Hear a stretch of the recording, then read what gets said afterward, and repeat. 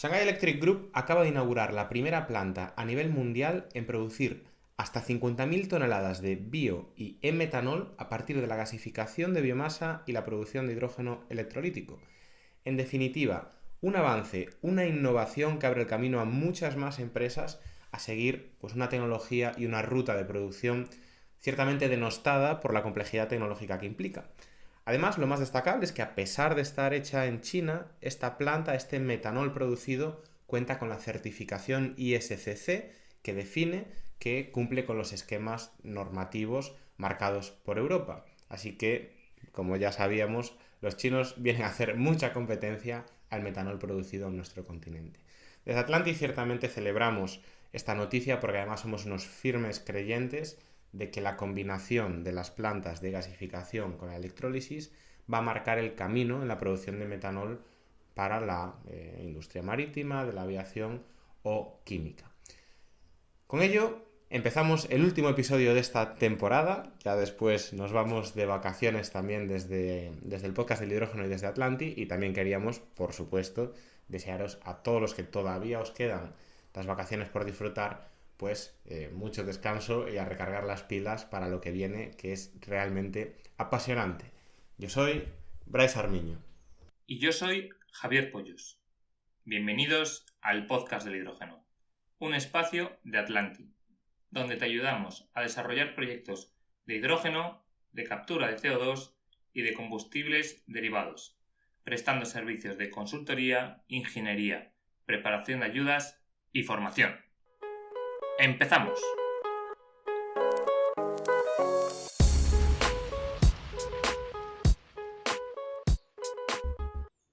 Pues hoy contamos por segunda vez con un invitado muy especial que la verdad me ha hecho bastante gracia, Javi, porque antes estaba buscando un poco la presentación ya, ¿no? Para hacer el copia-pega y no tener que trabajar demasiado. Y era de esos episodios iniciales en los que hacíamos una intro tú y yo de media hora casi antes de dar paso. Y bueno, anda que no hemos evolucionado, ¿no? Del episodio 10 al episodio 93. Pero lo bueno se repite y contamos de nuevo con Javier Cervera, responsable de transición energética de Balearia. Estamos súper felices de volver a tenerte por aquí, Javi. Y bueno, de la otra vez me quedó aquí en la introducción muy buenos días, pero hay que decirlo, viernes 18 de julio a las 6 de la tarde y aquí estás para grabar con nosotros, así que doblemente agradecidos. Muy buenas tardes, Javier, y bienvenido al podcast del hidrógeno de nuevo. Muy buenas tardes y muchas gracias por la invitación de nuevo para disfrutar este momento y este rato con vosotros. Buenas tardes, Javier. Me sumo al agradecimiento de Bryce. Muchas gracias por estar aquí con nosotros. Javier Cervera, responsable de transición energética de Balearia. Así que, si te parece, Javier, vamos al grano. Ya te presentaste la otra vez. Vamos a la chicha, ¿no? Como quien dice. Y empezamos con la primera pregunta que tenemos para ti. Y no es otra cosa que ¿cuáles son los hitos que Balearia, que la empresa a la que representas, se ha marcado para reducir las emisiones de CO2 en los próximos años? Como ves, vamos directos ya al grano. Ya nos ponemos en el futuro, ¿verdad? Pues vamos a contar el camino. Pues es probable que lo contara en el otro podcast, pero vamos a hacer un pequeño resumen de dónde venimos, porque eso configura bien el camino de a dónde vamos. Nosotros como naviera, en este caso naviera líder de transporte de pasajeros y mercancías en España, aunque actuamos en 6 países distintos, nosotros ya apostamos en su día, hace ya más de 10 años, por una tecnología de transición como era el gas natural licuado. Fuimos la primera naviera en Mediterráneo en utilizar este combustible y en 2015 ya navegábamos con motores a gas. Cuando vimos que funcionaba como tecnología y también como combustible con cierto ahorro económico, que conseguía amortizar el extracoste, ¿no?, en los barcos para meter esta tecnología dual, ya se animó la compañía pues a todas las nuevas construcciones, un total de 6 barcos de nueva construcción, y aquellos barcos grandes que se podía hacer un retrofit, una modificación del motor actual para añadir el combustible gas natural, 6 barcos más, pues nos lleva a una flota actual cuando finalicemos este año de esos 12 barcos, ¿no? Votaremos el 12º a final de este año, que es el tercer fast ferry que incorporamos de gas natural licuado. Con esa senda, que la aprovechamos para cumplimiento en 2020 de reducción de azufres, puesto que el gas natural no emite azufres, pues tenemos una tecnología en la cual ya podemos empezar a utilizar otros combustibles que son descarbonizados respecto al fósil que estamos utilizando en la actualidad. Los barcos son de gas natural, la tecnología del motor, pero puedes quemar gas natural fósil o puedes quemar un gas biológico o puedes quemar un gas sintético. Ya hemos empezado este año con las primeras introducciones de biometano inyectado en la red gasista, que con sistema de certificados, con las terminales de GNL, se arrastra el certificado y utilizamos ese bio-GNL en los barcos, ¿no? Pues tenemos ya una incorporación de un combustible que es descarbonizado gracias al uso del biogás. Y un poco más adelante ya, de medio plazo, pues utilizaremos esos proyectos en este caso, de metano sintético. Al final, el hidrógeno puede sintetizarse a distintas moléculas y el hidrógeno sintetizado con CO2 nos produce esa molécula CH4, ¿no? Que también se puede inyectar en la red gasista y en un futuro próximo intercambiar también las terminales de GNL. Es un poco con la tecnología que hemos apostado, que es distinta a la habitual en el sector marítimo, que son los barcos de petróleo. Con esa tecnología y estos barcos de GNL, pues obviamente la incorporación parcial del bio-GNL y en un medio futuro plazo del ILNG, del metano sintético, en forma de GNL, pues podremos ir reduciendo lo que nos marca la normativa o un poquito más allá, ¿no? Eso en cuanto a los barcos de GNL, pero hemos empezado también desde hace 3 años con la tecnología de la electrificación. La electrificación tal cual, todos los barcos de cierta tipología tenemos que tener un enchufe en cubierta para poder conectarnos a tierra cuando lleguemos a los puertos y desconectar el motor auxiliar que se utiliza cuando estás atracado para los servicios eléctricos del barco y utilizar electricidad de tierra. Pero nuestra electrificación va más allá. Es incorporar ya baterías a bordo. Es cargar energía eléctrica desde tierra para poder navegar. En el 2023 y botamos el Cap de Barbaría, es un barco entre Ibiza y Formentera, es eléctrico puro, con una batería ya de más de 1 megavatio a bordo y con unos motores diésel que cargan esa batería en navegación. ¿Qué nos permite la batería? Cuando llegamos a puerto, entrada, salida, estancia del puerto, solo tirar de la electricidad de la batería y tener los motores apagados. Es como un híbrido, aunque es de planta eléctrica pura. Y un poco la novedad que tenemos ahora, pues es esos 2 barcos eléctricos que ya hemos empezado a construir en Gijón para hacer la ruta Tarifa-Tánger, un cruce de 1 hora de navegación con un fast ferry de 87 metros de eslora, 800 pasajeros, 200 coches, 200 vehículos y que permitirán cruzar con 0 emisiones completas y recargando en cada puerto y en cada atraque. Esto es un poco la estrategia de las tecnologías que como naviera estamos incorporando. Suena genial. Yo tenía una pregunta de lo que has ido comentando y me da la sensación de que hoy, dentro de este guión que siempre enviamos, ¿no? Vamos a ir pues de un sitio para otro. Dentro de esta certificación que comentabas, Javi, o sea, ¿cómo funciona exactamente? Quiero decir, una planta de biometano que inyecte a la red de gas natural, ¿os puede vender a vosotros las garantías? O sea, no hay ningún tipo de diferencia por ser el que vosotros metéis en el barco gas natural licuado y lo que ellos inyectan en la red biometano gaseoso. O sea, ¿se puede hacer el swap completamente? Sí, desde el año, o sea, yo creo que todo el mundo conocemos bien las garantías de origen renovable eléctricas, ¿no? Aparecieron a raíz de una directiva europea del 2007. Yo trabajaba entonces en Unión Fenosa y, si no recuerdo mal, hicimos la primera venta de garantías de origen renovable en España y lo hicimos en la Comunidad Valenciana, yo como delegado a la Caja de Ahorros del Mediterráneo, que ya extinguida por el Sabadell, por la compra o fusión con el Sabadell. Allí vendimos a 1000 y pico oficinas las garantías de origen renovable eléctricas, donde tú certificas una generación renovable que inyectas en cualquier trafo o subestación del país, eso se computa, se registra, se contabiliza y una sola vez se contabiliza que un consumidor la consuma, ¿no? Con ese mismo concepto, pues tenemos, gracias a la red 2, la certificación de garantías para los gases renovables, ¿no? Aquí lo que necesitamos es arrastrar además la sostenibilidad, no solo decir que es energía renovable, ese biogás, biometano, sino arrastrar cuál es la huella de carbono que reduce. Y eso se consigue con un certificado de sostenibilidad, en este caso de una entidad como ISCC, donde se certifica la planta de biometano, se valora cuáles son los gramos de CO2 por megajulio que produce el biometano generado en la planta. Puede ser 0, puede ser ligeramente positivo o puede ser incluso negativo en una planta de biometano que trate un volumen importante de purines o de estiércoles. Eso se inyecta, se contabiliza junto a la GDO y tú lo que haces es cargar la misma cantidad del certificado que tienes, el Proof of Sustainability, lo certificas con Enagas verifica que estás arrastrando una cantidad de megavatios que has inyectado en una planta de biometano, se compensa, se anula esa certificación obviamente porque la estás utilizando, lo arrastras con un balance de masas a la terminal de GNL, computa las emisiones que hubieras generado en caso de licuar ese biometano, se computan en la huella de carbono del biometano y ahí se transforma al bio-GNL y lo cargas en el barco. Eso obviamente nos evita una instalación de compresores para llevar el biometano a bio-GNL y un transporte de camión desde donde esté la planta de biometano hasta el puerto. O sea, teniendo una red gasista como tenemos, tú inyectas en un sitio y extraes en otro con este concepto virtual. Eso es, tiene todo el sentido del mundo. Vale, pero sí, me causaba curiosidad por saber cómo se trataba la diferencia de molécula, ¿no? En cuanto a gaseoso o líquido. Pero vale, lo has Hay que explicado. certificar las terminales y Enagás ha certificado Barcelona y Huelva y hicimos las primeras cargas en el mes de marzo de este año, a los 2 días de certificar el servicio, y es novedad, antes de ayer han certificado Cartagena. Ya tenemos Ajá, 3 vale. terminales importantes en España que están certificadas para hacer esta operación.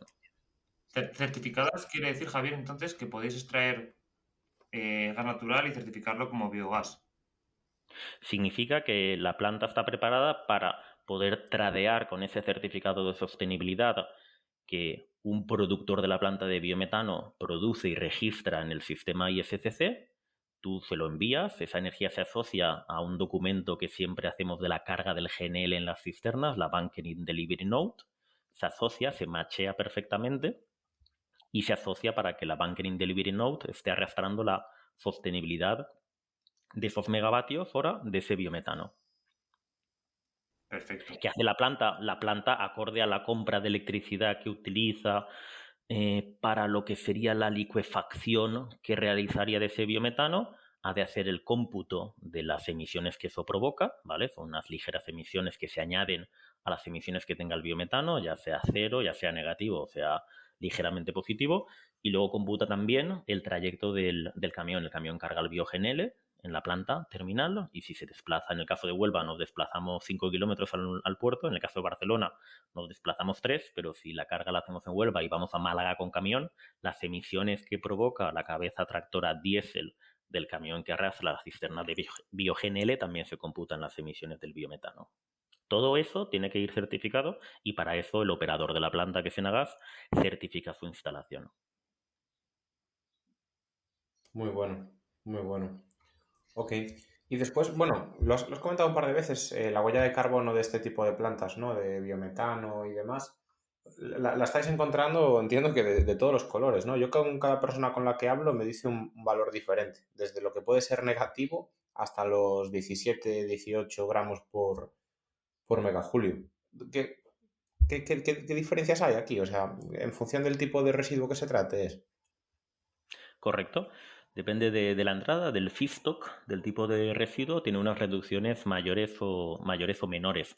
Si tú tratas, por ejemplo, un purín o un estiércol, lo que estás evitando es que ese purín esté en una balsa de una granja, generando en fase aerobia, aunque sea con presencia de oxígeno, ese purín en verano y con el calor está generando un biogás que se escapa a la atmósfera, estás generando metano que se escapa a la atmósfera realmente, a una velocidad menor que si eso está dentro de un tanque, de un digestor, pero estás generando unas emisiones, ya sea purino o ya sea estiércol. Si tú en lugar de dejarlo en esa balsa lo metes dentro de un tanque de digestión, estás evitando un metano directo escapado a la atmósfera. Sabemos que el metano Claro. tiene un factor de emisión 28 veces superior que el CO2, como eso lo evitas, la huella de carbono completa que estás realizando al meter una entrada al digestor de purín o de estiércol es grande. Si casi todo lo que gestionas es purín, y hay plantas en España que solo gestionan purín, puedes llegar a una negatividad igual que la positividad de un petróleo. Un petróleo está alrededor de 94 gramos de CO2 por megajulio.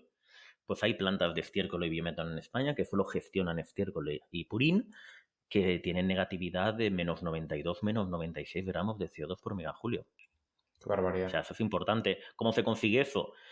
Tú lo metes en un tanque digestor, luego generas un digestato a la salida. Ese digestato, después de estar 30 días en el digestor, aún le queda un poco de capacidad. Si lo dejas en tanque abierto, produce todavía un poquito de biogás a la atmósfera, pero si lo tienes en un tanque cerrado y luego va a aplicación directa a campo para generar un fertilizante, pues también mejoras la huella y puedes llegar a esa negatividad cercana a 100 gramos de CO2.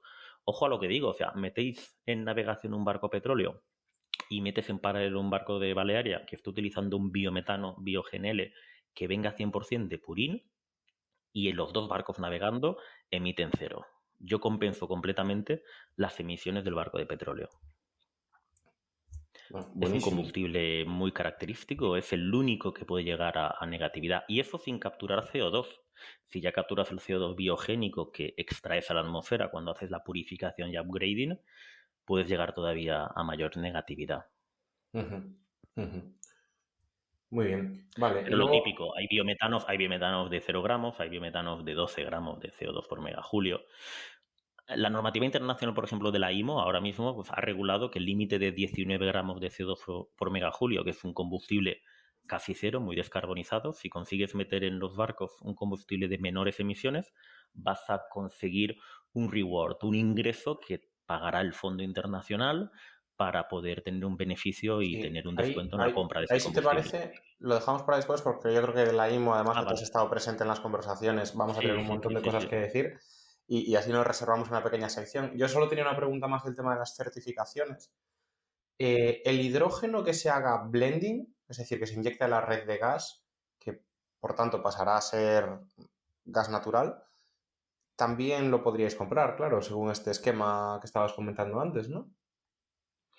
Sí, la certificación de los RNFBOs en producción ya está autorizada por Europa. O sea, ISCC ya puede certificar RNFBOs, hidrógeno puro, metanol, metano sintético, amoníaco. Claro, una producción de hidrógeno pura que la certifiques por ISCC y que la inyectes en la red gasista, eso genera un certificado de sostenibilidad. Si tú al final falta que el IFCC lo que ha dicho en un documento que actualizó en enero del 2024 es cualquier biogás, biometano realmente, inyectado en la red gasista europea, es válido intercambiarlo en tanque siempre que se añada la huella de carbono que producen los compresores en caso de que se tuviera que haber licuado ese biometano, ¿vale? Eso está en una norma de IFCC que se actualizó. Como hablaron del biometano y no del metano sintético o del hidrógeno en este caso, que sería un blending, lo que entiendo es que el ISCC ha de volver a actualizar el documento ahora que los RNFBOs ya los pueden certificar, han de cambiar el documento de cálculo de huella carbono del combustible para reflejar que un metano sintético o un RFNBO que sea hidrógeno puro inyectado en blending en la red gasista permita hacer el intercambio. O sea, falta añadir un párrafo que entiendo que no Sí, sí, tardarán sí. en modificar y entonces se podrá hacer y entonces se podrá realizar. Ando persiguiendo esto, obviamente, porque aunque el e-methane, el ELNG, es algo más de medio plazo por coste comparativo con el biometano, pues es algo que acabaremos introduciendo, obviamente, en nuestros barcos de gas natural, como acabo de contar al principio. No, y del mismo modo, así como el hidrógeno no tiene mucho sentido hacer blending en la red de gas, eh, si se pueden hacer estos swaps de certificados y pruebas de sostenibilidad, sí que puede ser algo que en algunos primeros proyectos para sostenerlos pueda tener sentido. Bueno, así funciona el proyecto Green Highland de Mallorca, famoso. Ahí estamos como socios Balearia. No estamos en la producción del hidrógeno dentro del consorcio, pero hay una producción en Lloseta que se inyecta a la red gasista y lo está comprando una cadena hotelera. La parte de descarbonización del volumen de hidrógeno que se inyecta en la red gasista en blending. O sea que como concepto ya funciona, basado creo que en la GDO pura. Yo lo que te estoy hablando es incorporarlo al certificado de sostenibilidad. ¿Para qué? Para Sí, pero bueno, calcular ahora ya tienen que ir la huella juntos, de quiero carbono decir. alta. Sí, sí, sí, sí, sí. Muy bien, muy bien. Pues ya te avisaba de que íbamos a saltar de unas preguntas a otras, así que Sí. primeros 20 minutos para la primera pregunta, pero bueno. Yo, Javier, sí que te quería preguntar, que lo has mencionado al principio, ¿no? Que en 2020 tomaste la decisión de apostar por el gas natural licuado, biometano, etcétera. Fue una decisión que no sé si ahora cambiaríais o no. ¿Es una decisión que crees que las navieras o el resto de navieras poco a poco va a ir tomando el pasarse a gas natural o todavía queda espacio para los combustibles alternativos a día de hoy, no digo en un futuro? A ver, el gas natural es un alternativo. Luego, que al motor le añadas un combustible fósil, el gas fósil de toda la vida, o le añadas un gas biológico, que es el biometano, o le añadas un RNFBO, que es el metano sintético, al igual que si sintetiza el metanol, sintetizas con las mismas moléculas de origen, hidrógeno verde y CO2, metano sintético, es independiente, o sea, el motor es uno, es como un motor de metanol. El primer motor a metanol que se montó en un barco se hizo en Europa en el año 2015, de la naviera Stena, no recuerdo el nombre del barco. Estuvo funcionando hasta el 2021 con metano gris, que sale del reformado del gas natural. O sea, la huella de carbono del metano gris es igual o incluso un pelín peor que el petróleo, que los derivados del petróleo. Estuvo funcionando hasta que tuvo disponibilidad de biometanol y ahora estará persiguiendo metanol sintético, que vosotros conocéis muy bien los proyectos escasos que están empezando a lanzarse y a producir, ¿no? El de Dinamarca, etcétera, etcétera. Entonces, una cosa es la tecnología del motor y cuál sea la molécula verde fósil, o bueno, verde biológica, verde sintética o fósil que le incorpores. Existe el hidrógeno gris. Si hacemos un barco de hidrógeno puro, pero lo añadimos o lo alimentamos, disculpa, con hidrógeno gris, la huella va a ser peor que si ese barco fuera de gas natural fósil, por ejemplo. ¿Vale? Entonces, nosotros, la tecnología del gas natural, si el objetivo es descarbonizar, es un motor perfectamente viable para hacerlo, ya sea con biometano o ya sea con metano sintético. De hecho, algunas navieras que apostaron y conocéis todo al metanol verde se han dado cuenta que la disponibilidad en los próximos 10 años para descarbonizarse en 2040 con metanol verde es improbable conseguir tanto volumen. Bueno, pues esas navieras que ya conocéis pues han incorporado también parcialmente portacontenedores a GNL, pero que alimentarán parcialmente con biometano y seguramente que más adelante con metano sintético también. Aquí lo importante es el combustible. El motor pues es indiferente. En tecnología de combustión, luego tenemos obviamente que hagamos barcos eléctricos puros y consigamos alimentarlos con electricidad de baterías a bordo. Pero el GNL al final es una tecnología no de transición. En transición empiezo con fósil, voy añadiendo biológico y cuando exista disponibilidad, sintético. ¿Y tú ahí cómo lo ves? Vamos a decir, bueno, a corto plazo ya más o menos nos lo acabas de dejar claro, pero a medio plazo, dentro de lo que son pues las distintas opciones, desde bios, metanol, amoníaco, ¿cómo ves que va a ser la penetración? Yo si quieres te doy un poco nuestra opinión, es que creemos que a corto plazo los bios tienen mucha más ventaja, ¿no? También por tema normativo, que luego podemos hablar un poco de ella, creemos que no fomenta tanto el uso de los RFNBOs. Y después, a partir de 2035 en adelante, pues sí que se desata esa guerra, ¿no? Entre metanol y amoníaco, que dependerá de muchas cosas, no solo de precio, que ahí sabemos que el amoníaco está por delante, sino también de lo que tú hablas ahora, de disponibilidad, de seguridad en los barcos y demás. Un poco por orientar, ¿no? Lo que te estamos preguntando. Tú que estás ahí, que sabes mucho más de esto que nosotros, ¿qué opinión tienes de cómo va a ser este desarrollo? Bueno, como tú bien has dicho, los biológicos, la ventaja que tienen es que ya están disponibles. La desventaja es que el volumen es escaso. O sea, ahora parece que haya para comprar y haces una petición y lo compras, pero si todos nos pusiéramos a comprar ahora mismo biológicos, pues no hay oferta, ¿no? O nos la acabaríamos pronto si empezamos a incorporar un 5, un 10% de volumen de todo el combustible que utilizamos las navieras, ¿vale? Aquí el problema de los biológicos es que es un combustible ilimitado. Tenemos que ir a los combustibles, entre comillas, ilimitados, ¿no? Los que se fabrican a partir de la electricidad, ya sea electricidad pura o ya sea electricidad llevada a hidrógeno y a sus derivados que bien has nombrado. ¿Cómo lo veo? Yo respecto al metanol y el amoníaco, sí que le veo al amoníaco la ventaja de no utilizar la molécula de CO2, ¿vale? Yo considero que es una gran ventaja, porque obviamente, y más Europa, se ha definido la obligatoriedad de tener en el largo plazo un uso exclusivo de CO2 biogénico. Y al final el CO2 biogénico pues también es limitado. Al final compites para poder reformar el hidrógeno verde a metanol con una molécula que vuelve a tener una limitación de volumen, que además debería ir a menos. O sea, si vamos a descarbonizar pensando en reducir el CO2, aunque fuera biogénico, pues cada vez habrá menos disponibilidad. Y en ese aspecto el amoníaco no tiene límite, ¿no? Cogemos el Ya. nitrógeno del aire, generamos hidrógeno de forma, perdona y repito de nuevo entre comillas, ilimitado y podemos generar esa molécula. Con el pequeño inconveniente actual, pues de la precaución de la toxicidad.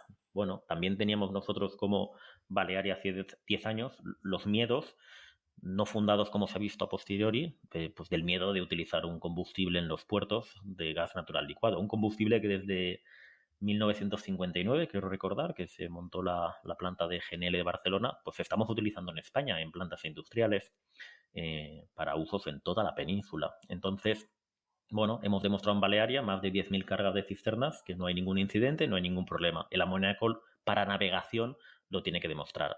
Y sí que es verdad que, bueno, pues hay que ir con algo más de precaución, obviamente por su toxicidad, ¿no? Son otras medidas de seguridad. Cuando empecemos con los primeros barcos, ya a final de este año, el año que viene, en una tipología de barcos más portacontenedor, quimiqueros, etcétera, etcétera, donde a bordo lo que hay son profesionales del barco, no hay pasajeros, un pasajero que sube un día para navegar y que le explicas las medidas de seguridad a bordo del barco, pero no lo tienes que explicar que tienes una bombona de oxígeno y un traje especial por si una fuga de amoníaco en el barco, pues oye, para ese tipo de barcos que todos son profesionales y que saben perfectamente lo que han de hacer en caso de una pequeña fuga, pues oye, para ese tipo de barcos yo creo que va a demostrarse la viabilidad del combustible por noticias que conozco y he visitado la planta piloto de investigación de MAN en Copenhague y he visto cómo funciona el motor 100% de amoníaco con una muy pequeña llama de diésel. Aquí el amoníaco, la expectativa es que necesitaba una llama de diésel por su nivel de combustión alta, ¿no? De un 5, 10, 20%. Parece que está necesitando porcentajes más bajos. Lo vi en Copenhague. Nos lo contó también esta semana en otro evento Barsila con el que tienen ellos.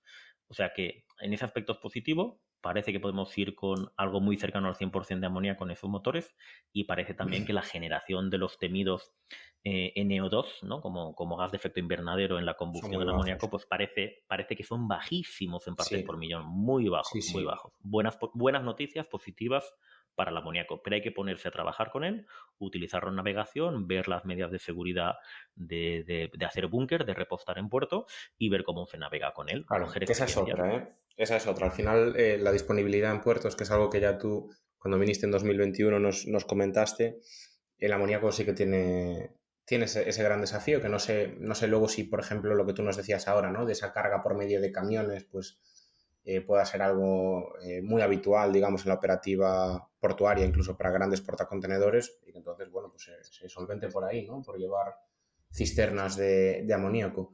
Pero sí que es cierto que al final, bueno, ese CO2 que necesita, por ejemplo, el metanol, siempre lo va a hacer un poco más caro y más tedioso. Y después tampoco hay que olvidar que el metanol pues, tiene requerimientos energéticos mayores, ¿no? Durante su producción. Entonces va a ser más caro que el amoníaco. Yo lo que sí que también quería comentar con respecto a lo que decías antes tú, en la parte de los bio, es que nosotros lo que vemos es que hay un potencial enorme, enorme, también pendiente de un aumento en el TRL, ¿no? En la disponibilidad tecnológica, que viene a ser todo lo que está relacionado con la biomasa lignocelulósica, es decir, la madera o un poco la biomasa vegetal más dura, ¿no? Por así llamarle. Porque ahí de momento hay poco trabajo, de hecho se ha inaugurado ayer, creo que fue, en China la primera planta de gasificación de biomasa para producir biometanol, y es que nosotros pensamos que ahí hay un potencial gigantesco, gigantesco. Otra cosa es que evolucione rápido también, ¿no? Porque al final ahí también se junta un poco el hambre con las ganas de comer. Pero ahí una vez que eso se consiga hacer, creo que también va a ser una fuente de combustibles muy, pero que muy interesante para el sector marítimo. Un poco más sucios, eso Sí, sí. No son tan... sí, La huella de carbono es muy desafiante ahí. sí, bueno, con que cumpla la que pide al final la normativa, ¿no? Que supere una reducción del 70% en el medio plazo respecto a un combustible fósil, pues sería útil. No va a llegar a la huella baja, ¿no? Obviamente de un biometano o de un HVO bueno, pero bueno, es interesante. Lo que hay es mucho fisto, que es mucha entrada de materia para poder realizar con esa vía estos combustibles. Lo único es que como la gasificación o a través de pirólisis extraer ese gas sintético, filtrarlo y extraerlo, al final son procesos a alta temperatura que la operación de esas plantas a largo plazo quizás está ahí el challenge, ¿no?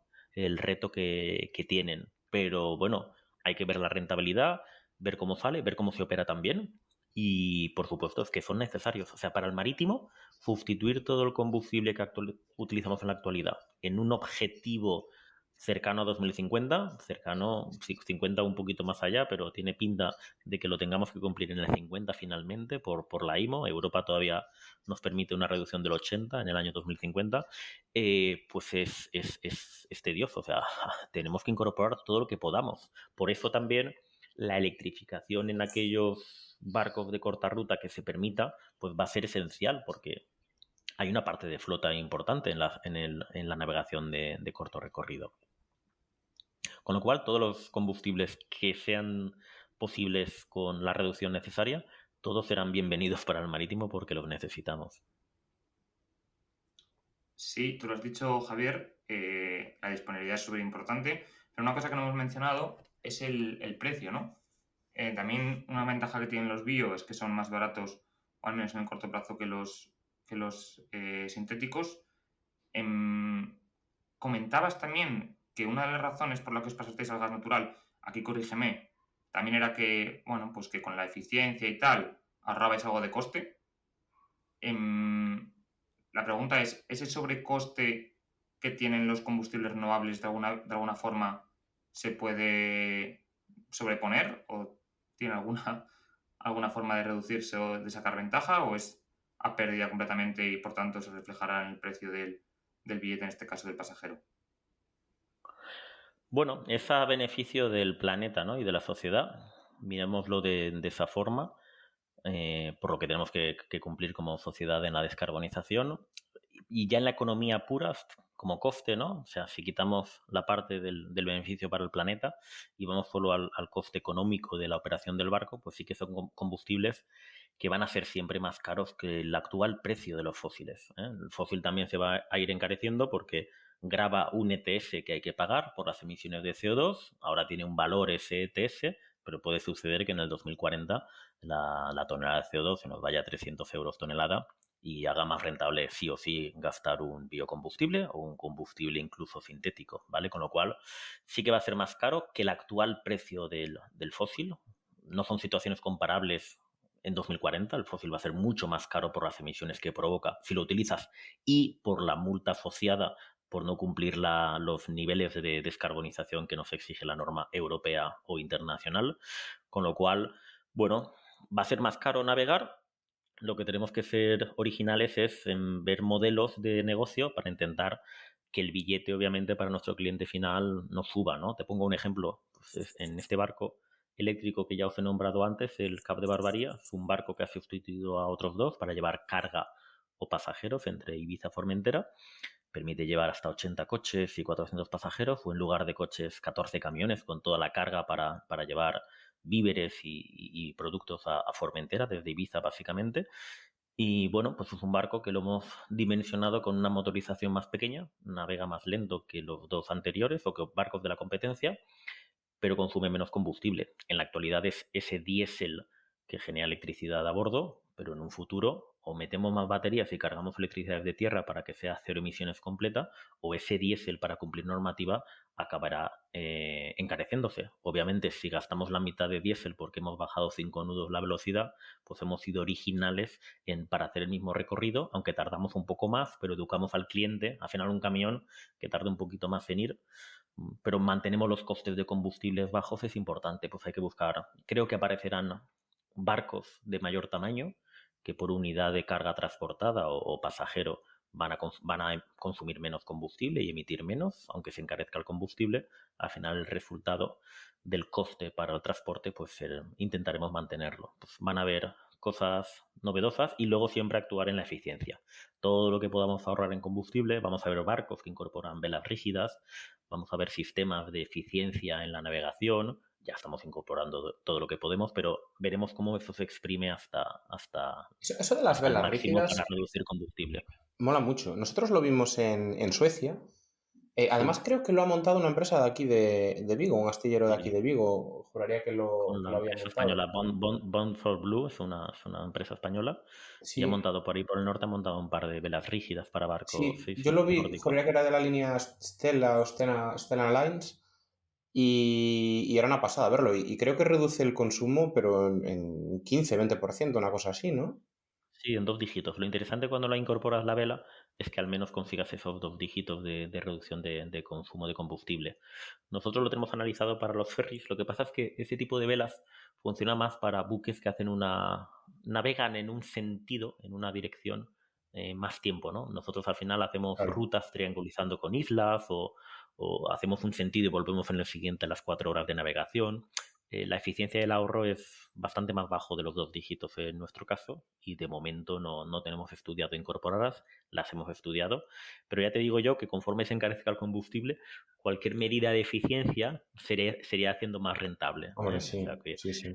vamos a exprimir la eficiencia energética al máximo, El ya otro día, veréis. el otro día me estuve viendo un documental y enseñaban soluciones que hacen en China para esto.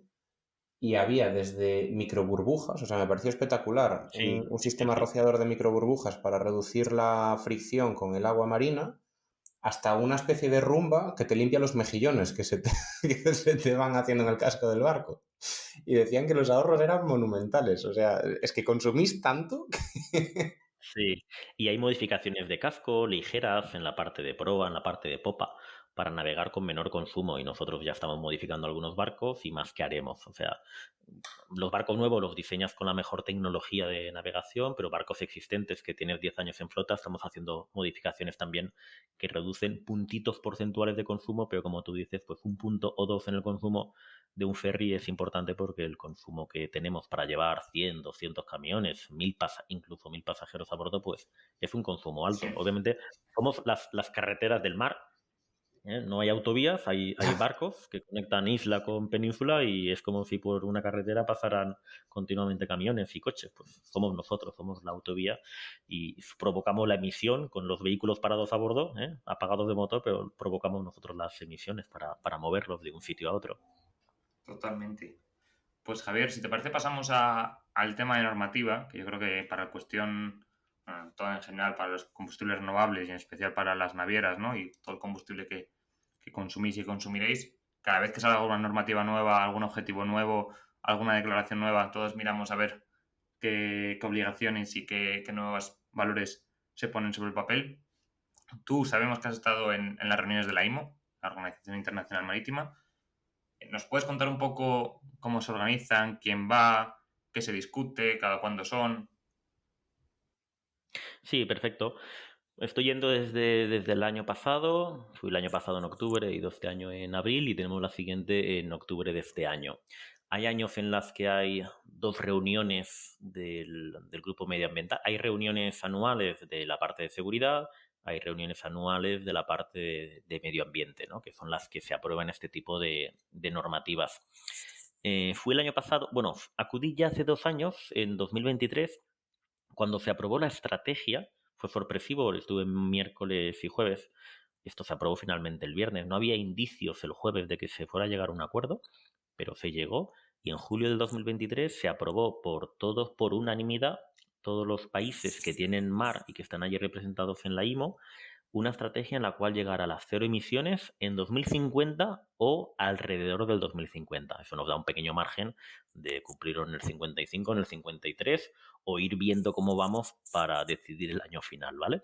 Pero se aprobó por unanimidad y lo que se dijo es, ahora durante los próximos 2 años se tiene que trabajar el cómo, cuál es la senda, cuáles son las normas de cumplimiento para exigir cada año reducciones porcentuales y si no se cumplen, aplicar una multa, digamos, una penalización que van a un fondo que a la vez revertirá en ayudar a los combustibles que se necesitan para descarbonizar, ¿vale? Y bueno, y eso es lo que se hizo desde julio del 2023. Se ha ido trabajando en grupos de trabajo en la IMO, que son continuos las reuniones que hacen de grupos técnicos, y luego se hacen las reuniones para ir acordando cosas o viendo borradores. Se hizo en octubre del 2024 la primera reunión, ya presencial de nuevo, de todos los países, para debatir los documentos borradores. Ahí donde yo vi la ambición real que tenía la IMO, ¿vale? Es una ambición en reducciones de emisiones incluso superior a la senda a la que había marcado ya el Fuel EU en Europa, aprobado después del verano del 23, ¿vale? Con lo cual era bastante sorpresivo que por unanimidad de todos los países eso fuera así. Pero llegaba el momento de aprobarlo, y eso era abril de este año, 2025. Bueno, ¿cuál ha sido la novedad entre octubre del año pasado y abril de este año? ¿Qué país internacional ha cambiado un poco la geopolítica? ¿Lo adivináis? The best in the world. Based in World. Hablan americano, hablan los del Golfo de América, los del Golfo de América. Pues sí, Desde ha luego. cambiado, ¿no? Un poco golfo Entonces, sí que es. han cambiado. Claro, ¿qué sucedía? Había mucha expectación, ¿vale? Yo además conocía de las cumbres de cambio climático y de las dos reuniones de la IMO al negociador americano de la parte marítima, que depende del secretario de Estado. Es el que iba con Kerry en las negociaciones en la parte marítima en las COPs. Le conocí en el primer acuerdo de corredores verdes en la cumbre de Glasgow, en la COP 26, fue la de Glasgow, la 26, sí, la 27. Ya me pierdo con el número. Glasgow, Egipto, la 26 creo que fue. Le conocí ahí, vino a esta reunión, ya no estaba en el gobierno de Biden, obviamente, y bueno, primer día le pregunté, oye, ¿cómo lo ves? Dijo, bueno, pues conozco a la que ha entrado y sé que no tiene instrucciones todavía, ¿no? O sea, vienen y van a escuchar. Y allí estaban los americanos, allí sentados en su silla, en sus dos asientos, sin decir nada el lunes, ¿no? Esto fue una semana de negociación y no decían nada. Pero llegó el martes y mandaron un comunicado a todas las embajadas diciendo que no iban a aceptar, o sea, ya tenía instrucciones el martes, ¿no? Yo creo que era como, llegó el lunes y dijeron al jefe, oye, que aquí hay una cosa seria que aprobar. Y durante el lunes lo pensaron y dijeron, mira, como no sabemos lo que vamos a hacer, desde luego no aceptamos extra costes. Y mandaron un comunicado a todas las embajadas diciendo que Estados Unidos no aceptaría ningún extra coste por descarbonización y que al final cualquier cosa que tuvieran que pagar más sus barcos o sus puertos, que iría a repercutir en aranceles, ¿no? Pues haciendo la mezcla de, si tú me penalizas, yo te voy a penalizar. Y se retiraron, desaparecieron de las negociaciones, se fueron como país. Eso fue sonado el miércoles por la mañana y ya se notó en las negociaciones que esos documentos borradores que en octubre ya habíamos visto y que en abril lo que había que hacer es decidir ese porcentaje más o menos ambicioso, esa senda para ir cumpliendo hasta el 2050, pues aparecían países, básicamente los productores de petróleo, que empezaban a decir, aprobemos aquí hasta el 30, hasta el 35, una ambición del 5% solo, y luego ya veremos. Empezó a aparecer Arabia Saudí, otros países, Emiratos, se incorporó Venezuela, un poco poniendo dificultades en la negociación del documento. Fue bastante estresante, las reuniones se alargaban por la noche, desayunabas allí, yo iba pues, como Alianza Net Zero Mar, como presidente invitado por el Ministerio Español en representación, viendo allí las mañanas, los desayunos, comentando con los españoles, con los representantes del Ministerio Español, qué había pasado la noche anterior, etcétera, etcétera. Y bueno, pues fue bastante estresante y se llegó a la novedad de tener que votar. Al final no se llegó a una unanimidad en el documento, cosa que siempre se aprueba y se avanza por unanimidad. Es un poco más lento, pero es como las cumbres de cambio climático. Oye, todos de acuerdo en avanzar con esto, ¿no? Pues se pidió el voto, votar la decisión del documento que presentó la presidencia de la IMO, del Grupo de Trabajo de Reducción de Gases de Efecto Invernadero. Se votó, se ganó por 64, si no recuerdo mal, a 16 votos en contra y ya está, o sea, está aprobado, ¿no? Por votación. Ahora lo que hay que hacer en octubre de este año es ratificarlo cada país. Ahí es un proceso nuevo en el cual no he estado presente, pues lo disfrutaré en octubre de este año, pero ahora viene un poco también la ratificación de algo que ha sido aprobado. Y una vez ratificado, pues se empieza a aplicar a partir del año 2028. Nos queda de todas formas un trabajo interesante que es acabar de delimitar precisamente los combustibles a aplicar para esto, ¿no? La huella de carbono, o sea, la IMO de asumir y decir, oye, pues los sistemas de certificación internacionales de los combustibles se aceptan, como hace Europa con la Red 2, ¿no? Acepto Sí. entidades independientes como ISCC, como RedCert, pues ahora la IMO ha de decidir cuál es el sistema de verificación y de certificación de los combustibles. Es A una mí, labor que se ha dado tiempo hasta el año que viene, porque esto aplica a partir del 28. Quedan a labores que mí hacer. me surgen, Javier, aquí cosas de Normal, preguntas. normal. Vamos, es que nos encanta haberte traído aquí porque lo ves desde dentro y nos lo cuentas y yo creo que a todo el sector esto le interesa muchísimo. La primera cosa que me surge es, o sea, que haya que ratificarlo en octubre quiere decir que esto todavía no tenemos el 100% de seguridad de que se vaya a llevar a cabo lo que se anunció. Sí que se tiene que llevar a cabo, pero la ratificación es como cuando se aprueba el Acuerdo de París, pero luego cada estado, cada país del mundo ha de ratificar el acuerdo que se ha llegado, ¿no? Vale. Entonces, es como una ratificación. Desconozco si tiene que llevarse ratificado por el país a la reunión de octubre o cómo se ratifica en la reunión que se realizará en octubre, ¿vale? Es algo que voy a ver por primera vez, la ratificación de una normativa de este estilo. En un principio no debe peligrar el acuerdo llegado, pero claro, un país que ha votado en contra, ¿qué palos en la rueda va a poner para como país quizás no ratificar el acuerdo? Pero claro, no ratificar el acuerdo, cuando un barco toca a un país que no ratifica el acuerdo, o sea, ese barco ha de cumplir la normativa y los inspectores son internacionales de la IMO. Entonces, o cumplen normativa del cumplimiento de la descarbonización o pueden pararte el barco en navegación. El barco puede estar en la costa de Estados Unidos, pero si quiere entrar en aguas internacionales, ya aplica la normativa. Entonces, bueno, pues voy a disfrutar ese momento en octubre de ver cómo se ratifica y cómo de estresante es la ratificación y os contaré después cómo es ¿Qué el nos proceso. contarás? Sí, porque yo creo que Sí, sí, esto sí, sí. es súper interesante, súper interesante. Luego, mi segunda pregunta iba un poco más por lo que acabas de decir ahora. ¿La IMO exactamente dónde aplica? ¿Y qué es la IMO? Es decir, ¿te multa el Estado miembro? ¿Te multa la propia IMO? ¿Se queda ya el dinero? Y ya veremos luego cómo lo reparte para fomentar esos combustibles. ¿Sobre qué aplica exactamente?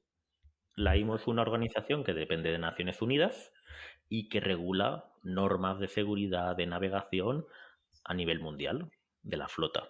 ¿Vale? La IMO es la que en el año 2020 dijo los combustibles que se utilizan para navegar han de estar por debajo de un porcentaje de concentración de azufre para que a la hora de combustionar produzcan menos azufre emitido a la atmósfera, ¿vale? Y si alguno no llevaba un combustible por debajo del límite de la IMO, un inspector te para el barco en navegación. O sea, ese es el poder que tiene la IMO, ¿vale? O sea, hay normas que te paran el barco en navegación porque no cumples y hay normas como la que hemos aprobado que te penalizan con una multa. Si no pagas la multa que va al fondo que maneja la IMO, y ahora contaré cómo, pues obviamente te paran el barco porque no has pagado la multa, ¿vale? ¿La IMO cómo lo hace? Pues la IMO dentro de este acuerdo también ha creado un grupo de trabajo para definir cómo gestionar el dinero que va a recibir. ¿Vale? A partir del 2028, cuando aplique los primeros porcentajes de reducción, va a recibir un dinero de aquellos barcos que no cumplan. Pues tiene de aquí al 2028 para crear el fondo de gestión de ese dinero. Ese dinero, como he dicho, el objetivo es que retorne ¿en qué? Pues en ayudar primero. Hay un porcentaje ponderado a los países y a las islas de mayor dificultad de cumplimiento. Claro, hay islas donde llegan estos barcos internacionales que tienen que descargar mercancía y contenedores, que tienen muy difícil tener una planta de metanol competitiva en el puerto. A ver, a lo mejor ese barco viene de repostar metanol en otro lugar y no necesita en esa isla repostar, pero si lo necesita, pues tiene mayor dificultad de cumplimiento, ¿no? Ciertas regiones del mundo. Entonces, van a tener hay que ver cómo repartirlo todavía, pero van a tener como una ponderación de dinero superior. Y luego el resto va a ir. Esto se ha aprobado también en este mes de abril y ha sido muy curioso la negociación de esa cantidad en el documento. Aquellos combustibles que bajen de los 19 gramos de CO2 por megajulio en la huella de carbono del propio combustible van a recibir ese reward, van a recibir un dinero. Los barcos que gasten esos combustibles con menor emisión recibirán una cantidad. La cantidad no está definida todavía, ¿vale? Ahora está el trabajo de definir la cantidad, pero se va a recibir una cantidad. Por eso, Hasta 2027, y ¿no? Ese es el trabajo. ese es el trabajo que queda. Claro, allí Vale. en los cafés y las negociaciones, hablando con productores importantes de metanol a nivel mundial, me explicaban el porqué. Y eso vosotros os lo conoceréis mejor que yo, porque yo en la huella de la producción del metanol no me la conozco perfecta porque no estoy metido en proyectos, ¿no? Pero al final, dependiendo de cómo captures el CO2 y de dónde venga, Sí. si lo licúas, la distancia del transporte, el país y la electricidad que utilices en el proceso de la síntesis de la molécula de metanol, puede resultar un metanol por arriba o por debajo de ese límite de 19 gramos, ¿vale? Con lo Eso cual, es. se negoció mucho la cantidad entre el 23 y el 19. De hecho, fue una cantidad del 19 válida hasta el 2000, puedo que 2030 o 35 creo que es, y luego ese límite baja a 14 con algo, 14, ¿vale? O sea, sí. se ha dado un plazo de os permito este límite, pero luego para poder gratificar tiene que ser un pelín más limpio todavía, ¿vale? Entonces, eso se negocia básicamente por el metanol. Yo en el aspecto del biometano sí que es verdad que hay biometanos de 12 gramos, hay biometanos de 20 gramos, pero bueno, hay muchos biometanos de 0 y algunos negativos. No me acaba de Yo creo que es, preocupar, yo ¿no? creo que es por el biometanol, como te decía antes, que al final por medio de gasificación es difícil llegar ahí. Y también el e-metanol, pese a que es sintético, esa Sí, parte del CO2 y la generación de calor que utilizamos para destilar puede correcto. traer asociada una huella de carbono que al final nos penaliza mucho, sí. Pues en las negociaciones, y claro, tú estás allí en el auditorio y ves, pide la palabra China, pide la palabra Noruega, pide la palabra, no Estados Unidos este año, habitualmente la pide mucho Estados Unidos, este año no estaban, van pidiendo la palabra, entonces este artículo y esta cantidad fue bastante debatida, y claro, entiendes un poco la importancia, ¿no? Porque obviamente el que está metido en el mundo de intentar consumir metanol, pues obviamente o como país productor, para que sus proyectos valgan y sean reciban dinero del fondo de las navieras que lo utilicen, o al revés, porque un país, y conocemos mucho Dinamarca, asociada a una naviera importante, pues negocie para que su naviera pueda disfrutar de proyectos que estén por debajo de ese número, pues claro, fue una cantidad y un artículo muy importante en la negociación durante toda la semana. Pues qué interesante escucharlo así, oye, interesante. Y mira, yo ya por último, bueno, por último no, pero de esto último que acabas de comentar, mencionabas que la IMO es la propia institución que va a sancionar a los barcos solo en aguas internacionales, ¿verdad?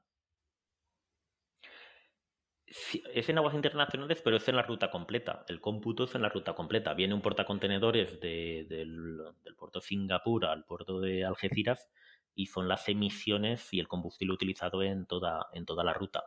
Otra cosa es que en Europa, como ya hemos regulado una normativa que Ahí se voy. parece, tenemos que llegar, o sea, Europa al día siguiente mandó un comunicado que está en la página de la Comisión Europea estando contenta por lo que se había aprobado, porque de hecho lo aprobado en la IMO es más estricto que el Fuel EU que tenemos en Europa.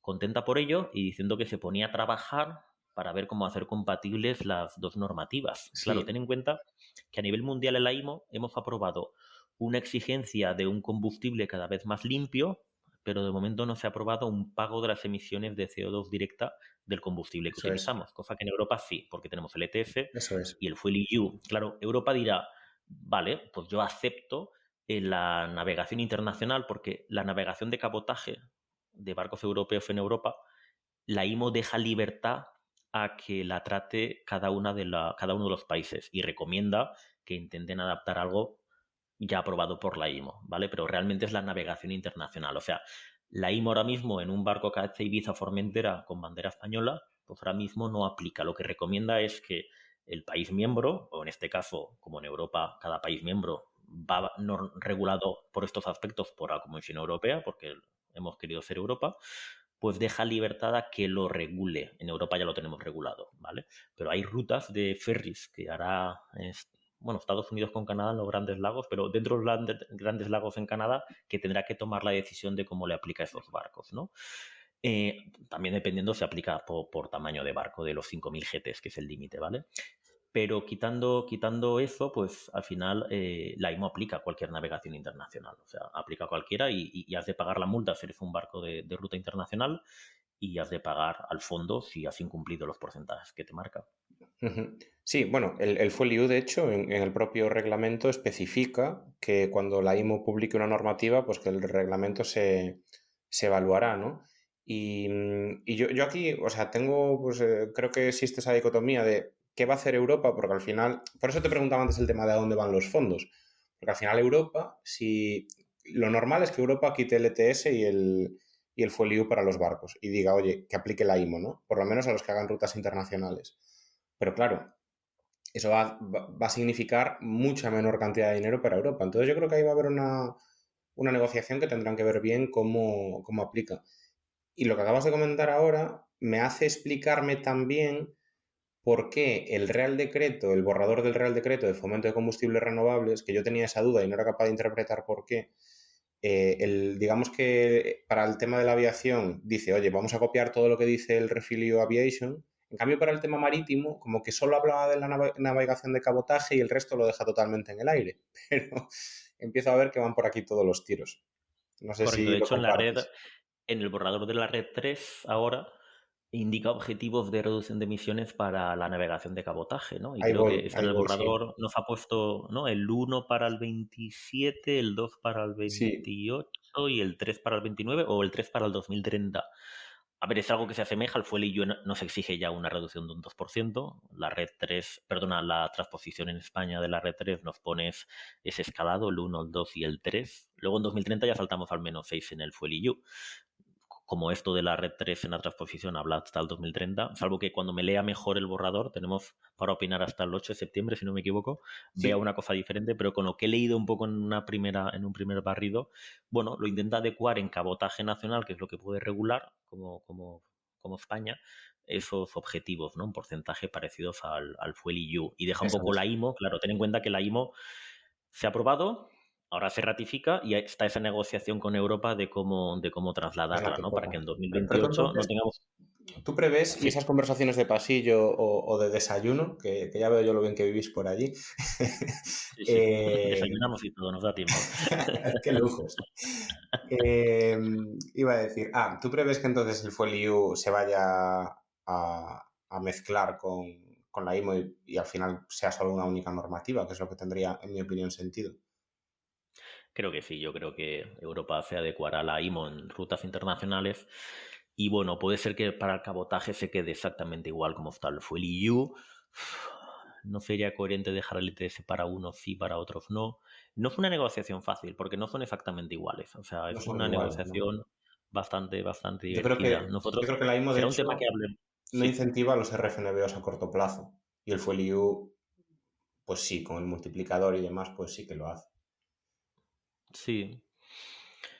Vamos a ver, falta todavía ver, o sea, los ciclos de combustible que te he dicho que tenemos hasta el año que viene para probarlos. Hay propuestas de países para poner multiplicadores o beneficiar de alguna forma.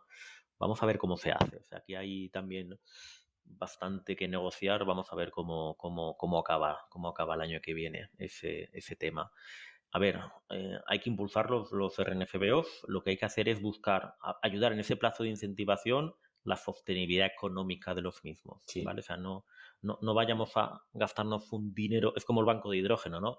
No vayamos a gastarnos un dinero a corto con un número muy limitado de proyectos que no nos permitan escalar y ganar en eficiencia económica y tecnológica de madurez de los combustibles. O sea, para no gastarnos el dinero y luego dentro de 5 o 10 años decir, ostras, ha sido un desperdicio. No hemos sí, conseguido el sí. objetivo de que esto permita la madurez del combustible. Entonces hay que vigilar muy bien eso, ya que vamos a dedicar un dinero extra para RNFBOs, pero buscando ese objetivo, porque lo Es necesitamos. muy complejo. Si Es muy... fracasamos en ello, nos hemos quedado sin alternativa a combustible. O hacemos ya barcos a remos o a velas de viento o montamos las pilitas nucleares que algunos hablan. Vamos a ver. Volvemos a la época pirata. Eh, yo aquí, vale, lo doy por cerrado ya esta parte. Creo que es que he quitado preguntas de chorradas de barcos y de historias que teníamos aquí porque me da la sensación de que esto es fundamental que todo el mundo lo entienda porque, bueno, es un poco negativo para nosotros en el aspecto que si no hay claridad regulatoria, pues se van a seguir postergando muchas inversiones, pero es importante entender, ¿no?, lo que se está hablando, porque al final lo que se está hablando en esos pasillos, como comentábamos, es lo que al final acaba saliendo. Yo lo único que tengo de duda en cuanto a tema normativo y demás, bueno, perdón, que eso está cerrado, pero lo que me queda ya por preguntarte antes de terminar por mi parte el programa es cómo ves tú la competición con otros sectores. O sea, porque yo hablo con el sector aeronáutico y me dicen que están cagados porque el sector marítimo va a pagar más. Y cada vez que hablo con el sector marítimo me dicen que el sector aeronáutico, como los combustibles a partir de CO2, por ejemplo, son claves para ellos, pues que os van a comer en tema de precios. Así que, por sumar una opinión más, queríamos saber, bueno, cómo lo ves tú y qué prevés que pueda acabar pasando.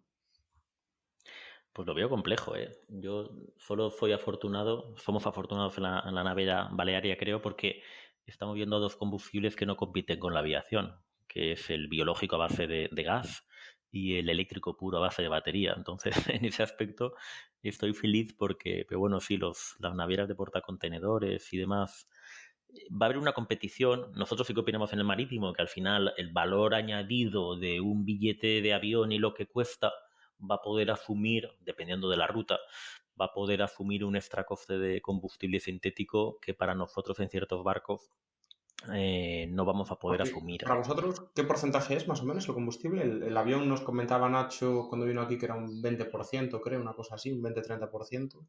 Coste de operación de barco hablas, ¿no? Sí, o sea, el combustible, ¿cuánto significa Sí. del trayecto? Nosotros en algunas líneas de ferry llegamos a superar el 25-30% del coste de operación, ¿no? El combustible. Ten en cuenta, para una naviera de portacontenedores es menos, porque van a unas velocidades inferiores y porque llevan una cantidad de cargas muy superior por unidad de energía que mueven. Nosotros al final movemos a mayores velocidades cargas no tan optimizadas en volumen, son camiones con su cabeza tractora que han de entrar a bodega, comparado con un portacontenedores que mete los contenedores como un puzzle. Nosotros tenemos mayor coste de operación que los portacontenedores. Entonces depende mucho en el marítimo el coste de operación, dependiendo de la tipología de barco y de transporte que haces. O si eres un ferry solo de transporte de pasajeros y los coches de los pasajeros.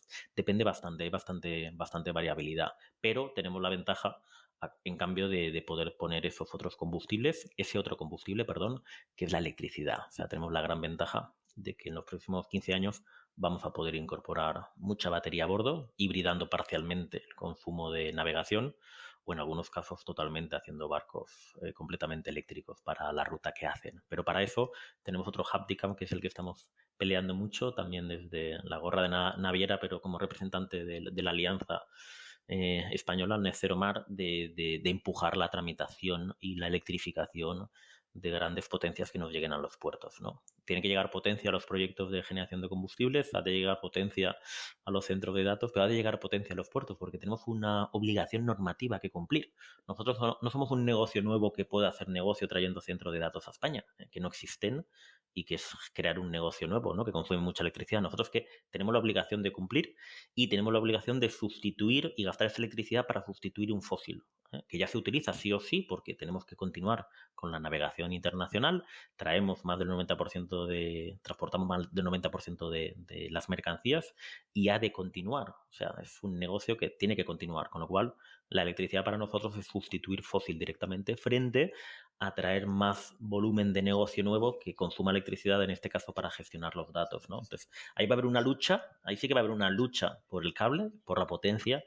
Vamos a ver si nosotros hacemos entender a los reguladores que es necesaria que llegue el cable a los puertos o cerca de los puertos para generar esos combustibles y para alimentar con cables directamente a los barcos para que apaguen motores, pero también para recargar mucha electricidad a bordo en aquellos que sea viable incorporarla para poder navegar con ella. Javier, la última pregunta, y viene bien por lo que estás diciendo ahora, al final vosotros sois, de alguna forma, ¿no?, sujetos obligados a descarbonizaros, como las aerolíneas es algo diferente. ¿Exploráis en vuestro caso, en el caso de Balearia, y no sé si en el caso de las tres navieras en general, es común explorar, unirse con utilities o con otras empresas para desarrollar estos green hubs o desarrollar plantas de producción de estos combustibles renovables para poder acelerar o casi más bien asegurarse ese combustible renovable de cara al futuro? ¿O lo dais por hecho y creéis que la oferta va a ser más que suficiente? Bueno, aquí en estos combustibles hay una ventaja, ¿no? Hasta ahora, pues, si eras una naviera que gastabas derivados de petróleo, o en nuestro caso también en algunos barcos de gas natural, todo esto viene de fuera. Aquí, o sea, tú no tienes poder de poder pinchar un pozo, extraer petróleo, refinarlo, no puedes entrar en esa cadena de producción, ¿no? Del combustible. Con estos combustibles nuevos, a generar biometano, generar incluso metanol, son plantas más grandes en inversión, pero traerte un cable, ¿no?, y generar energía renovable con un parque y poder generar tu electricidad que vas a cargar a bordo en una batería, es algo de un volumen de negocio e implicación de inversión mucho más reducido, ¿no? Y que como se va a generar en nuestro territorio, en territorio nacional, aquí en España, pues somos capaces de abordarlo, ya sea solos o en alianzas con esas compañías. Yo creo que habrá un mix. Van a haber navieras o seremos navieras que invertiremos en algunos proyectos. ¿Para qué? Para tener garantía de estabilidad de negocio, de business case en el barco. O sea, tú decides un barco eléctrico para los próximos 25 años y tienes que tomar esa decisión sabiendo que el coste eléctrico que vas a tener amortiza el extra coste de inversión que has tomado en la decisión del barco, ¿no? A nosotros nos ha pasado esto con el gas natural licuado. Cuando hicimos la decisión en 2015 y en adelante ya con los primeros barcos para navegación 2019, 20, 21, bueno, todo iba bien, como tú has nombrado antes por encima, económicamente el gas era más barato que los derivados del petróleo y amortizaba la diferencia, la inversión extra que haces en el barco para que sea dual en combustible. Continúas siendo capaz de ir con derivados de petróleo, pero incorporas una modificación de motor, un depósito de GNL a bordo y una cantidad de millones importante para hacerlo dual, ¿no? Llegó el 2022, final de 21, 22 y principio del 23, y nos hizo ver que aquello no cumplía la expectativa de la inversión, ¿no? Y ahora el gas natural no está retornando tampoco a los valores anteriores, ¿no? Es menos competitivo que lo que se esperaba cuando hiciste la inversión. ¿Y por qué es? Porque dependes de mercados internacionales, no lo podemos controlar. En cambio, si decides generarte una cantidad con biometano e inviertes en una planta, el coste lo vas a tener controlado durante toda la vida útil o por lo menos los primeros plazos de 10, 15, 20 años de la vida del barco, el cual tienes que alimentar con ese combustible que has decidido, o lo mismo si te generas tu propia electricidad y haces toda la infraestructura para repostar y hacer búnker de electricidad a las baterías que lleva el barco, ¿no? Esa es la seguridad de poder tomar una decisión con unos costes de combustible garantizados si tú te metes en la cadena de valor aguas arriba en la producción del mismo. Pues Javier, pues entonces, mira, habíamos hablado de, de cuánto duraría, si estaría en la hora o no, 1 hora y 4 minutos de grabación, así que yo creo que lo hemos planchado y quedamos muy pendientes de esa reunión en octubre, de esa ratificación, pero por nuestra parte, joder, es que de verdad, bueno, que ya te conocemos desde 2021, que hemos hablado un montón y coincidido un montón de veces, pero que muchas gracias por traer con tanta transparencia todo lo que está pasando, porque al final son círculos, entre comillas, cerrados. Las empresas navieras, pues todos las conocemos, ¿no? Están ya muy liadas con su día a día y con su operación, que es tremendamente compleja, pero que al final van a tirar mucho del sector, ya no solo del nuestro, sino de todo el sector energético, porque lo que genera una planta de metanol de 50.000 toneladas al año es lo que consume un barco de gran tonelaje. Quiero decir que los desafíos son muy, pero que muy grandes y que hay que caminar de la mano y es importante estar informados. Entonces, nada, por nuestra parte, quedamos pendientes de que nos vayas contando actualizaciones más adelante, que sabes que aquí tienes un altavoz también para ir actualizando y desearte unas muy buenas vacaciones. Como decíamos antes del programa, nosotros cerramos temporada ya, así que nos vamos todos al mar, nunca mejor dicho. Muy bien, muy bien, muy bien. Pues nada, fue un placer. Al final yo creo que la transparencia de contar estas cosas, al final las cosas se leen por prensa, ¿no? Por noticias, pero bueno, yo creo que a veces igual pienso que meto la pata en contar un poco demasiado, pero bueno, oye, las cosas suceden, se mandan correos a embajadas, se va a un país, pues bueno, si estás dentro y lo puedes contar con la veracidad, ¿no? No del teléfono escacharrado, sino que tú lo has vivido y tú lo cuentas. Pues creo que es importante para entender ciertas cosas. Tampoco, obviamente, no soy una persona que sale en negociaciones, esté en la noche de negociación a la 1 de la noche y el chantaje de un país a otro para que acepte una cosa, no estoy a ese nivel. Eso no, me gustaría estar ahí y escuchar, pero no estoy, desafortunadamente. También la responsabilidad muy grande de estar en esas reuniones. Pero bueno, lo que pueda visualizar durante la semana que esté allí, pues sí, lo que pueda transmitir, yo encantado. Y este octubre es en la semana es la tercera semana de octubre.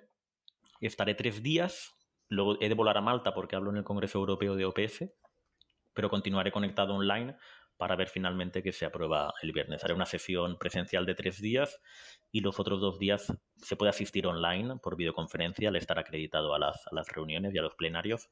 Entonces haré un mix para poder estar presente y contando también cosas, que tengo 2 mesas en el Congreso Europeo de OPS que se realiza en Malta. No paras, Javier. Estás en No, todos no. los meollos como de costumbre. Encantados de oírte de nuevo, encantados de escuchar pronto noticias tuyas y actualizaciones y a ver si se cerran las cosas y bueno, la IMO y los demás organismos ponen objetivos claros que todos estén de acuerdo a cumplir. Muy bien. Pues un placer, Javier. Muchas gracias por acompañarnos. Igualmente, un placer. Un abrazo, Javi. Un abrazo, buen fin de semana. Hasta luego. Y hasta aquí ha llegado el capítulo de hoy, en el que hemos tenido la suerte de contar con Javier Cervera, de la empresa Balearia, quien nos ha contado los planes de la naviera para descarbonizarse. Esperemos que os haya gustado y que nos acompañéis durante los próximos episodios, ya que es mucho lo que tenemos y queremos contar. Dadle a like y suscribiros para ayudar a que este podcast crezca. Todas vuestras valoraciones serán bien recibidas en el correo elpodcastdelhidrógeno@gmail.com o en los comentarios de las principales plataformas. Un abrazo grande y hasta la próxima semana.